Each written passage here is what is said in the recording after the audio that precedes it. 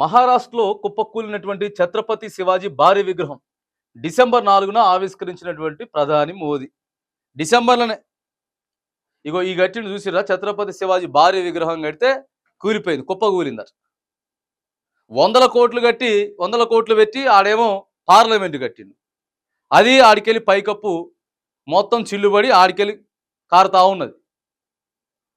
ఇక అత్యంత ప్రతిష్టాత్మకంగా దేశాన్ని మొత్తాన్ని కూడా ఏకం చేసి రామ మందిరం కట్టింది.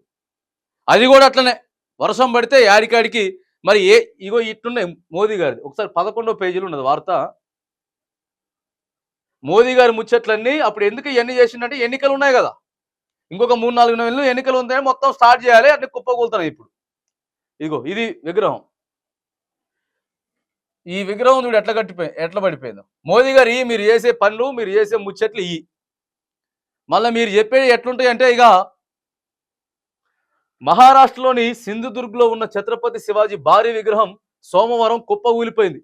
35 అడుగుల ఎత్తున్న ఈ విగ్రహాన్ని గత ఏడాది డిసెంబర్ 4న నౌకాదళ దినోత్సవం సందర్భంగా ప్రధాని మంత్రి మోదీ ఆవిష్కరించారు. రాష్ట్రంలో గత 3 రోజుల నుంచి కురుస్తున్నటువంటి వర్షాల కారణంగానే విగ్రహం కూలినట్టు భావిస్తున్నామని, అసలు కారణాన్ని నిపుణులు త్వరలోనే వెల్లడిస్తారని చెప్పి అధికారులు తెలిపారు. కాగా 9 నెలలు కూడా పూర్తి కాకుండానే విగ్రహం కూలిపోవడం పట్ల ప్రతిపక్షాలు మండిపడ్డాయి. రాష్ట్ర ప్రభుత్వానికి ప్రచారం మీద ఉన్న దృష్టి నాణ్యత మీద లేదని చెప్పి దుయ్యబెట్టినాయి. 100కి 100% ఇది వాస్తవం. హడావుడి చేయాలి. ఇక మోదీ గారు చెప్తున్నారు కదా, నా దేశానికి అంకితం చేస్తాను. అంకితం చేసేది దేశానికి అంకితం చేసినవన్నీ కుప్పకూలిపోతున్నాయి. ఎట్లా దేశ ప్రజలు మరి ఎట్లా ఇది చేస్తున్నారో, మరి ఆయన ఎట్లా స్వాగతిస్తున్నారో అర్థం కాదు. కానీ అరే నెంబర్ 1గా నిలబెట్టుకోవాలి. వీళ్ళంతా చరిత్ర కదా మనకి, వీళ్ళంతా 100 ఏళ్ల చరిత్ర. ఛత్రపతి శివాజీ లేకపోతే రామ మందిరం, 600 కోట్లు పెట్టి కడితే పార్లమెంటు మొత్తం డొల్లా ఉన్నది. ఈ నరేంద్ర మోదీ అంటేనే ఇదే కథ అనే కాడికి వచ్చింది. మరి ప్రతిపక్షాలు ఎందుకు విమర్శించవండి? దేనికోసం విమర్శించరు చెప్పండి. కానీ దీన్ని మాత్రానికి మీడియాలో హైలైట్ చేసి చూపియవు. దీన్ని మాత్రం మీడియాలో హైలైట్ చేసి మాత్రం చూపియవు.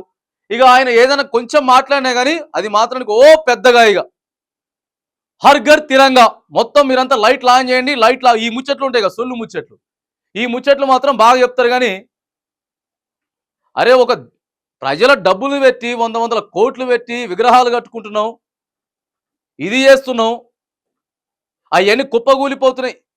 ఎంత చేసిరీడ తెలంగాణ రాష్ట్రంలో ప్రాజెక్టు కొద్దిగా 2 పిల్లర్లు కూలిపోయినాయి.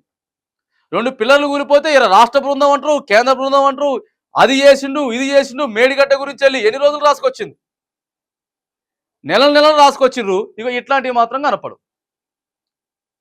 ఇక ఈ రకమైనటువంటి పరిస్థితులు ఇంకా ఎన్ని చూడాలో, ఇట్లాంటి ఎన్ని జరుగుతున్నాయో కానీ ఇంకా వాటిని బయట పెడతలేరు. బొచ్చడు జరుగుతున్నాయి. నరేంద్ర మోడీ ఫెయిల్యూర్స్ నెంబర్ 1గా జరుగుతున్నాయి కానీ బయటికి తీసుకురావట్లేదు. ఇగో ఇలాంటివి మాత్రానికే కొన్ని బయటపడుతున్నాయి.